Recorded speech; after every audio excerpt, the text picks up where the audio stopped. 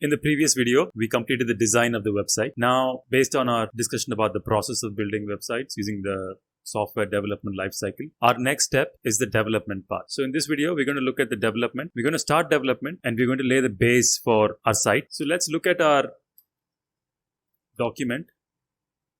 So we worked on the design in the last video and I mentioned that I'll collect the content off screen, and I've done that here. So here we have the content for each page. And I have some photos available. So we have the content ready. Now our first step is going to be to set up the WordPress site, and I have done that. I've created a basic WordPress site and we're going to create all these pages. So the approach that we're going to take in building this website is we're going to create all the individual parts, and then step by step we'll refine how these individual parts are. So what I'm going to do is, first I'm going to select a theme for our website, something that is appropriate for a school. Then I'm going to create all these pages, and then I'm going to use this content to fill those pages with. Then we'll have all of this stuff done, and then we can just add these widgets and features, and then we can spend some time refining the entire website and see if we have everything we need or if we need to add something else to improve the quality of the site and to make sure that it meets the purpose properly. So that's the overall objective. So let's go to our dashboard and let's first select the theme for our website. So this is the full version of WordPress. So we have this kind of a layout. I'm going to click on add new. And if you look here, we actually have the option to upload a theme. So we can basically go on the internet and find a WordPress theme created by anybody, or if you know how to, you can also create your own theme and then come and upload this theme here and you'll be able to use that. And this is only available in the full version of WordPress. You can't do this in a site that you create on WordPress.com. So that's the option available. First, let's look at the options available here. I think I'm going to search for school. Let's see if there's something relevant to schools. So here you can see that there are some themes with the name school right on their theme name.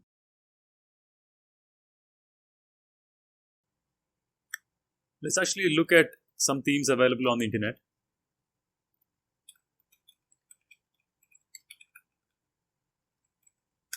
So I'm looking for some free themes for schools. So you can see that there are several results here, and we're selecting the first one.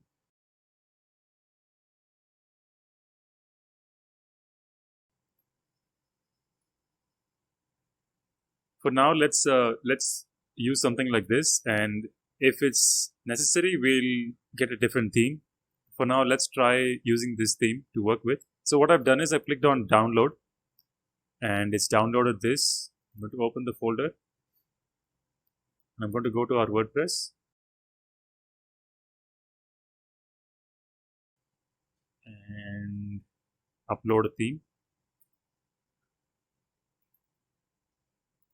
So you saw that I had to go through several things both here and on Google's results to find out if I like something or not. And after doing that bit of a search, I landed on something that I liked, that I thought would work for now. And I downloaded it from there and then installed it here. And this is typically how it works. You know, you have to try out a few things before you finalize something. So I'm doing a preview of this theme.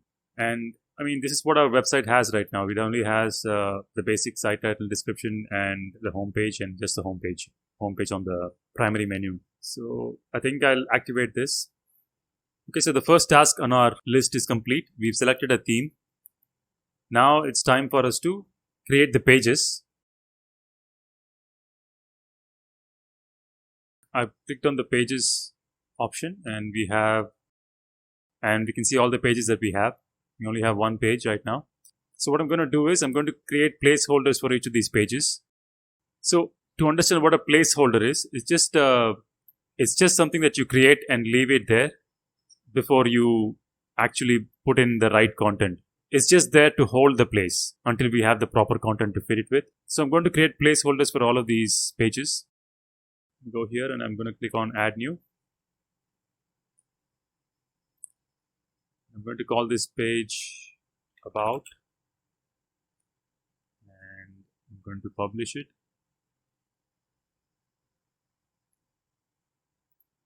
Next is history.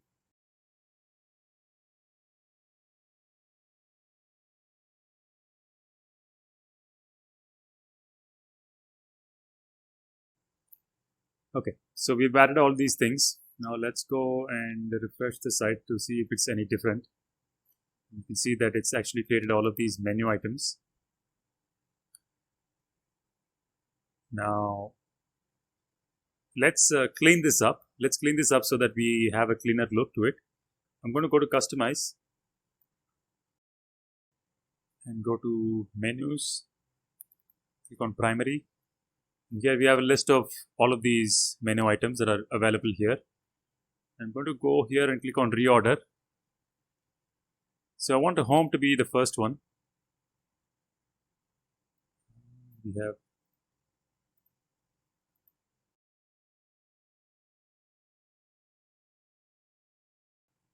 blog, announcements, admissions, gallery, admissions, and contact. I'm going to click on done.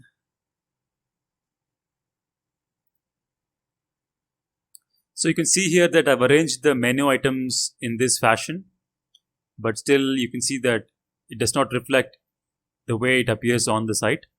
So one thing to make note of in this kind of situation is you go here and you have to select the location of these menus. Okay, so here we have two different kinds of menus, and here we've chosen the way the menu items appear in these menus.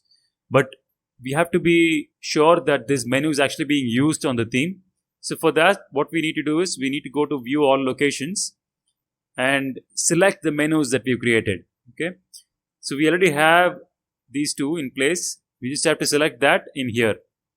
So I'm going to click on primary, and now you can see that we have these menu items available at the right place. And secondary, you can click on social, see what that does. So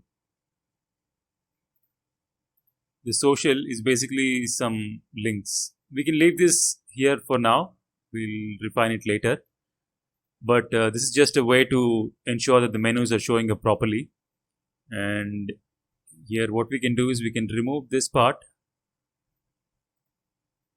so that it shows just the home page, not the home link.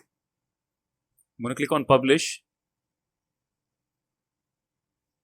So we have the home page, the about page, and within the about page we have several options, several sub pages. And in the blog we have blog and then the announcements. And we have the gallery, and we have the admissions and contact. Okay, so now we have the base to work with. Now what I'm going to do is I'm going to copy over the content from each page. It's just going to be copy paste.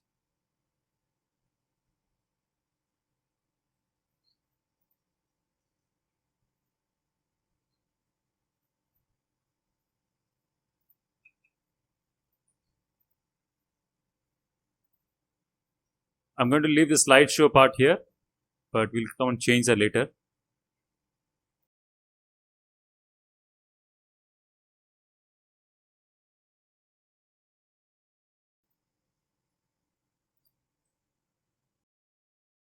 So we've finished adding the content to the pages.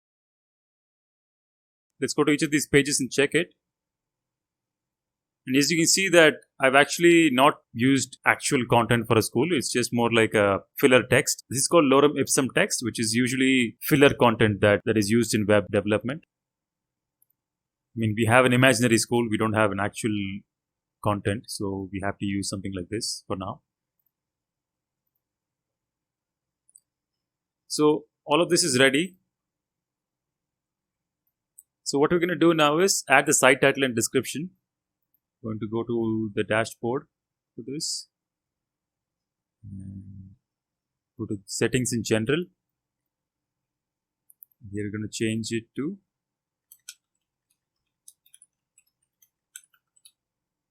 tagline is, well, we don't really have a tagline, so I'm going to delete this part and click on save changes. going to click on visit site. So we have the site title updated, and we have the menus in place, and we have the content in each of these pages, and we have the social menu which we can update later. So with this, we have the base for our site ready in terms of content. In the next video, we'll see how we can fulfill the other aspects of the design, where we've looked at some features. So we'll work on these in the next video. For now, we've done the pages and the content, and in the next video, we'll see how we can add these other features. Please make sure to like and share this video so that others can find it, and please subscribe to this channel so that you don't miss out on future videos. Thanks for watching, and see you in the next one.